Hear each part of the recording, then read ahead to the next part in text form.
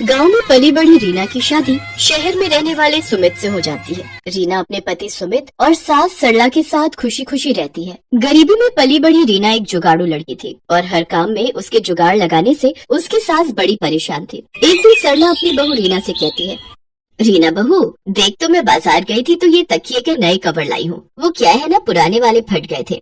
जानती हूँ माँ जी, इसलिए मैंने पुराने रखे सभी कवर को जोड़कर नया कवर बना दिया।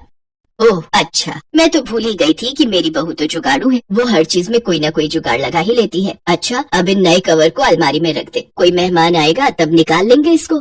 ऐसे ही कुछ दिन बीत जाते हैं। फिर एक रोज सरला और सुमित डिनर करने के लिए बैठे होते हैं। रीना गर्मा गर्म रोटी पकाकर उन्हें खिला रही होती है, लेकिन थोड़ा वक्त बीत जाता है तो रीना रोटी लेकर नहीं आती। तब सुमित उसे आवाज देते हुए कहता है, अरे रीना कहाँ रह गई, जल्दी रोटी लाओ ना, मेरी रोटी खत्म हो गई है। उधर रसोई में रोटी पका रही रीना सोचती है, हे भगवान, इस गैस सिलेंडर को भी अभी खत्म होना था। उधर माँ जी और सुमित जी रोटी का वेट कर रहे हैं। अभी वो आधे पेट उन्हें उठाना सही नहीं रहेगा। सोच रीना सोच, अपना ही कोई जुगाड़ सोच फिर से।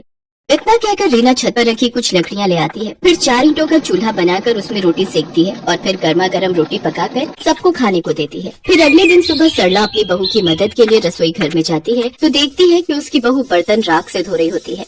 अरे बहू, ये क्या कर रही है? तू राख से बर्तन धो रही है? हाँ माँ जी, अभी देखिएगा सारे बर्तन कैसे चमक जाएंगे। अरे हमारे गांव में तो साबुन कहाँ होता था, हम तो राख से ही बर्तन धोते थे। बर्तन में भी चमक आ जाती है, साथ ही साबुन के पैसे भी बच जाते हैं। हाँ हाँ, वो सब तो ठीक है, पर एक बात बता, तू ये राख लाई कहाँ से? अब क्या बताऊँ मैं आपको, कल रात को जब आप डिनर कर रहे थे तो सिलेंडर खत्म हो गया था और खाने के बीच से आपको उठाना मुझे सही नहीं लगा, इसीलिए मैं छत पर रखी लकड़ियाँ ले आई और 4 ईंट से चूल्हा बनाकर आप लोगों के लिए रोटियां सेक दी। हे भगवान बहू, तुझे पता भी है लकड़ियाँ कितनी महंगी हैं। वो लकड़ियाँ तो मैंने लोहरी पर जलाने के लिए रखी थी और तूने उनसे चूल्हा ही जला दिया। अरे माँ जी, खाना खाओगी तभी तो लोहड़ी देख पाओगी ना। अरे मेरी जुगाड़ू बहू, घर पर एक और सिलेंडर भरा हुआ रखा था, तू उसे लगा लेती ना। माँ जी आप तो जानती हैं मुझे सिलेंडर लगाना नहीं आता और खाने के बीच आप लोगों को उठाना जरूरी नहीं समझा। हाँ, कह तो तू बिल्कुल सही रही है। मैं तो भूल ही गई थी कि मेरी बहू को तो सिर्फ जुगाड़ लगाना आता है, दिमाग चलाना तो उसे आता नहीं। ये कहकर सरला वहाँ से चली जाती है। फिर एक दिन सुमित को ऑफिस जाने के लिए देर हो रही होती है तो वो जल्दी में नाश्ता करता है कि तभी पास में रखा पानी का गिलास उसके फोन पर गिर जाता है। ओह नो, ये क्या हो गया? क्या हुआ सुमित जी? मेरे फोन में पानी चला गया है और अब ये 1 हफ्ते के लिए बंद हो जाएगा। मेरी तो इम्पोर्टेंट मीटिंग्स थी, साथ ही मुझे अपने क्लाइंट्स को कॉल भी करना था। कुछ समझ में नहीं आ रहा कि क्या करूं। आप चिंता मत कीजिए, मैं आपका फोन 1 दिन में ठीक कर दूंगी, तब तक आप मेरा फोन इस्तेमाल कर लीजिए। क्यों, तुम क्या 1 दिन में कोई जादू करने वाली हो क्या? अच्छा मुझे देर हो रही है, तुम जल्दी अपना फोन दो, मैं उसमें अपनी सिम लगा लेता हूँ। सुमित के ऑफिस जाते ही रीना उसके फोन को आटे के कनस्तर में डाल देती है। अगले दिन रीना सुमित को उसका फोन देती है तो वो जैसे ही फोन ऑन करता है तो वो पहले की तरह ही काम करना शुरू कर देता है। अरे वाह रीना, अब तुमने कौन सा जुगाड़ लगाया इसे ठीक करने में? जी आपके फोन में थोड़ा पानी चला गया था, इसलिए मैंने इसे सुखा दिया आटे के कनस्तर में डालकर। इसी तरह से रीना हमेशा किसी न किसी तरह अपना जुगाड़ लगा ही देती थी और अपने घर वालों की मदद किया करती थी। ऐसे ही कई महीने बीत जाते। फिर एक दिन सरला मच्छरों को भगाने के लिए कछुआ छाप का धुआं सारे घर में कर देती है, जिससे कि सुमित का गला बंद हो जाता है और वो कुछ बोल नहीं पाता। सुमित जी आज संडे है, बताइए तो आज आपके लिए खाने में क्या बनाऊं? सुमित कोई जवाब नहीं देता। कब से पूछ रही हूँ, आप कुछ बोलते क्यों नहीं? इसके बाद सुमित उसे एक पेपर पर लिख कर देता है कि घर में माँ ने कछुआ छाप जलाई थी, मुझे उससे बहुत एलर्जी है, जिस वजह से मेरी आवाज बंद हो गई है और अब इसे खुलने में 3-4 दिन लग जाएंगे। क्या 3-4 दिन? आप देखिए मैं आपका गला 1 दिन के अंदर ही कैसे ठीक कर देती हूँ। मैं अभी आपके लिए काढ़ा बना कर लाती हूँ, उसे आप दिन में 2 से 3 बार पियेंगे ना तो जल्दी से ठीक हो जाएंगे। ये कहकर रीना किचन में काढ़ा बनाने चली जाती है। दूसरी तरफ सरला को याद आ जाता है कि उसके बेटे को तो इस धुएं से एलर्जी है। हे राम, आज मेरे बेटे को मेरी भूल की वजह से काढ़ा पीना पड़ेगा। वो किचन में जाती है और रीना से कहती है, अरे बहू ये तू क्या कर रही है? सुमित को जब तक डॉक्टर की दवाई दिलवा कर नहीं लाएंगे वो ठीक नहीं होगा। तुम्हारा ये काढ़ा किसी काम का नहीं है। माँ जी ये काढ़ा बहुत ही कमाल की चीज है, आप बस मुझे 1 दिन का वक्त दो। अगर 1 दिन में इनकी आवाज वापस नहीं आती तो फिर हम इन्हें डॉक्टर के पास ले जाएंगे। सरला की लाख समझाने के बावजूद भी रीना उसकी एक नहीं सुनती और अपने पति को दिन में 2-3 बार काढ़ा बनाकर पिलाती है। अगली सुबह जब सुमित सोकर उठता है तो उसकी आवाज वापस आ चुकी होती है। अरे वाह, क्या कमाल है रीना तुम्हारे जुगाड़ में। इतनी जल्दी तो मैं डॉक्टर की दवाई से भी ठीक नहीं हो पाता, जितनी जल्दी इस काढ़े से हो गया। देखा माँ, तुमने रीना के जुगाड़ का कमाल।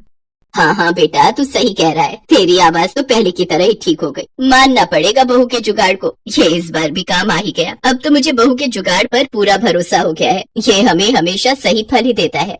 तो मान गए ना आप लोग मेरे जुगाड़ को कि ये कोई नुकसान नहीं देता और हमेशा सही वक्त पर काम आता है। हाँ हाँ मेरी जुगाड़ू बहू। ये कहते ही सभी जोर जोर से हंसने लगते हैं।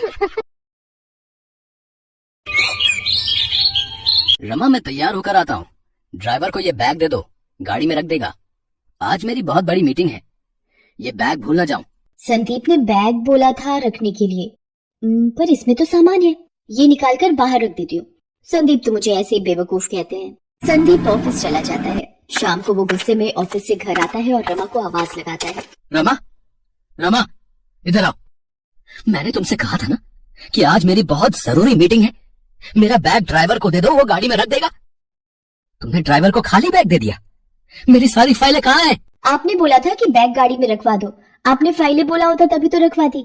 बेकार में मुझे डांटते रहते हो। बहू आई अम्मा जी, मैं जा रही हूँ, मुझे अम्मा जी बुला रही हैं। अरे इसके साथ रहकर तो मैं भी बेवकूफ बन गया हूँ। पता नहीं किस दिन इसे अक्ल आएगी। जी अम्मा जी, आपने बुलाया? बहू मैं मंदिर जा रही हूँ, मेरे आने तक गैस पर करेले रख देना और बीच बीच में चलाती रहना। रमा के साथ सुनीता मंदिर चली जाती है और रमा की बेवकूफी शुरू हो जाती है। आज अम्मा जी बहुत खुश होगी। पहले मैं सारे करेले गैस पर रख देती हूँ। हाँ अब थोड़ी देर हो गई है, अब इन्हें चलाती हूँ, अब फिर रख देती हूँ। वैसे मैंने करेलों को बीच बीच में चला लिया है। अम्मा जी आने ही वाली होंगी। रमा के साथ सुनीता मंदिर से वापस आती है और रसोई में जाती है। रमा ये क्या कर रही हो? करेले कहाँ हैं? अम्मा जी ये रहे करेले। आपने तो बोला था गैस पर रखने और बीच बीच में चलाना है, मैं करेलों को चला रही हूँ।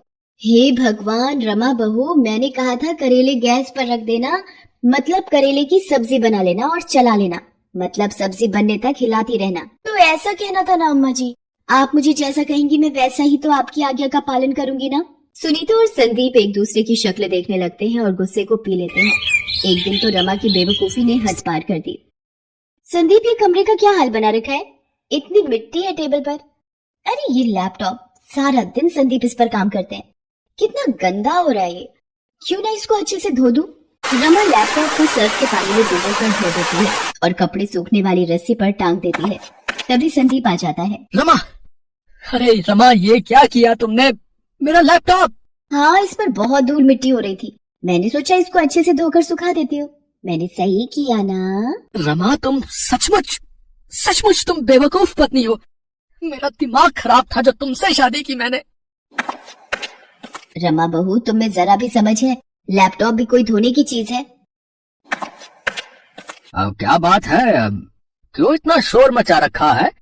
मेरी इतनी समझदार बहू से अगर कोई गलती हो गई तो इस तरह से उसे क्यों डांट रहे हो? जाओ बहू, तुम रसोई में जाकर मेरे लिए एक गिलास पानी ले आओ। बाबूजी पानी घड़े का लाऊं या फ्रिज का? बेटा घड़े का ले आओ। बाबूजी छोटे घड़े का पानी लाऊं या बड़े घड़े का? बेटा किसी भी घड़े का ले आओ। अच्छा तो स्टील के घड़े का पानी लाऊं या मिट्टी के घड़े का? अब देते रहो जवाब, मैं तो चली कमरे में सोने। इस बेवकूफ की बातों में कौन उलझे। अब रहने दो रमा बहू, मैं पानी खुद ही पी लेता हूँ। तुम अपना काम करो। अच्छा हाँ। अच्छा ठीक है बाबूजी, वैसे पता नहीं मुझे सब इतना बेवकूफ क्यों समझते हैं, ऐसे ही डांट दिया मुझे। पर धुलने के बाद ये लैपटॉप कितना सुंदर दिखाई देता है। संदीप और रमा की सास रमा की बेवकूफी से बहुत परेशान रहते थे। एक दिन संदीप और रमा के ससुर जयप्रकाश को किसी जरूरी काम से दूसरे शहर जाना था। अब सुनीता, मुझे और संदीप को जरूरी काम से लखनऊ जाना है। अपना और रमा बहू का ध्यान रखना है, और तुम भी जरा अपने फालतू दिमाग का कम इस्तेमाल करना। अरे कभी तो बहू को डांटे बिना कोई काम कर लिया कर संदीप बेटा। हैं? चल अब देर हो रही है, ट्रेन का वक्त हो रहा है, चल। संदीप और जयप्रकाश लखनऊ चले जाते हैं। दोपहर के वक्त रमा अपनी पड़ोसन सुधा के साथ बात कर रही थी। अब क्या करूँ सुधा, तू ही बता, कितना ध्यान रखती हूँ सबका, फिर भी संदीप और माँ जी मुझे बेवकूफ ही समझते हैं। वो तो तू है ही। क्या कहा? नहीं नहीं नहीं कुछ नहीं, मेरे पास एक इलाज है जिससे तेरी सास और पति तेरे से खुश हो जाएंगे। मैंने भी यही अपनाया था, बहुत चमत्कारी नुस्खा है। क्या क्या नुस्खा है सुधा, जल्दी बता। सुधा रमा की बेवकूफी का फायदा उठाकर उसे एक बेवकूफी से भरा नुस्खा बता देती है। ये नुस्खा तेरे बहुत काम आएगा। वैसे तुझे पता है रमा, पिछली गली में कल रात एक घर में चोरी हो गई। चोर छत के दरवाजे से घर में घुस आए थे। क्या? छत के दरवाजे से? मुझे याद आया, हमारी भी तो छत का दरवाजा खुला रहता है, उसकी कुंडी खराब है। चलो अच्छा है चोरों को ये बात पता नहीं चली। अच्छा अब मैं जाती हूँ। रमा को छत के दरवाजे के बारे में बात करते हुए वही चोर सुन लेते हैं। वो बड़े शातिर चोर थे और उसी गली के आसपास ऐसे लोगों के घर की खबर रखते थे जिनके घर चोरी की जा सकती थी। इशारे से दोनों चोर बात करते हैं कि रात में इसी घर में चोरी करेंगे और उस वक्त वहाँ से चले जाते हैं। रमा घर के भीतर आ जाती है रात के वक्त। चल भाई जल्दी से चोरी कर लेते हैं, छत का दरवाजा खुला हुआ है। लगता है दोनों सास बहू घर में अकेली हैं, कोई आदमी घर में नहीं है, तो चोरी करना और भी आसान हो जाएगा है? दोनों चोर चोरी करने ही वाले थे कि तभी रमा की सास की आवाज सुन लेते हैं और सीढ़ियों पर ही रुक जाते हैं। ओ रमा बहू, ये क्या कर रही हो? पूरे घर में मिर्चों का धुआं कर दिया। ये मिर्ची क्यों जला रही है? हे भगवान, मार दिया रे। अम्मा जी ये नुस्खा है, ये आप अभी नहीं समझोगे। पहले इन मिर्चों के धुओं को घर घर के कोने में फैल जाने दीजिए। रमा मिर्चों का धुआं फैलाती हुई छत की सीढ़ियों के पास भी जाती है, जिसकी महक से दोनों चोर तेज तेज खांसने और छींकने लगते हैं। उनका बुरा हाल होने लगता है। अरे कोई बचाओ, इस पूरे घर में मिर्च है। ये कैसा घर है भाई? अरे भाग लो यहाँ से यार। ये किसके खांसने की आवाज आ रही है? रमा बहू ये तो चोर है। चोर चोर, जल्दी आओ। बहू दरवाजा खोलो, हमारे घर में चोर घुस आए हैं। अरे मेरी अम्मा, हमें जाने दे, हम तो बुरे फंसे जो तेरे घर में आ गए थे चोरी करने। रमा बहू जरा वो सामने रखा डंडा लाना, इन चोरों की तो आज खैर नहीं। रमा और सुनीता दोनों चोरों को पीटने लगते हैं। इतनी देर में मोहल्ले के लोग भी आ जाते हैं और चोरों को पकड़ लेते हैं। ये तो वही चोर है जिन्होंने पिछली गली में कल रात को चोरी की थी। मारो इनको, पकड़ो, पुलिस के हवाले करो, मारो। दोनों चोरों को मोहल्ले के लोग पुलिस के हवाले कर देते हैं। रमा बहू तुमने तो कमाल कर दिया, वाकई में तुम बहुत अच्छी बहू हो। सुधा इधर आ, मुझे लगता है तेरा नुस्खा काम आ गया। अम्मा जी मेरे से पहली बार इतने अच्छे से बात कर रही है। मिर्ची वाला नुस्खा अपना असर दिखा रहा है और उन्होंने मुझे अच्छी बहू भी कहा, नहीं तो हमेशा बेवकूफ बहू ही कहती है। सुधा अपना सा मुंह लेकर रह जाती है क्योंकि रमा की बेवकूफी भरे नुस्खे ने सच में उस दिन कमाल कर दिया। जयप्रकाश और संदीप जब वापस लौटते हैं उन्हें भी सारी बात पता चलती है और वो भी हंस हंस कर लोटपोट हो जाते हैं। रमा को अब भी यही लग रहा था कि ये शायद नुस्खे का कमाल है। संदीप की बेवकूफ पत्नी उस दिन सबके दिलों में अपने लिए प्यार ले आती है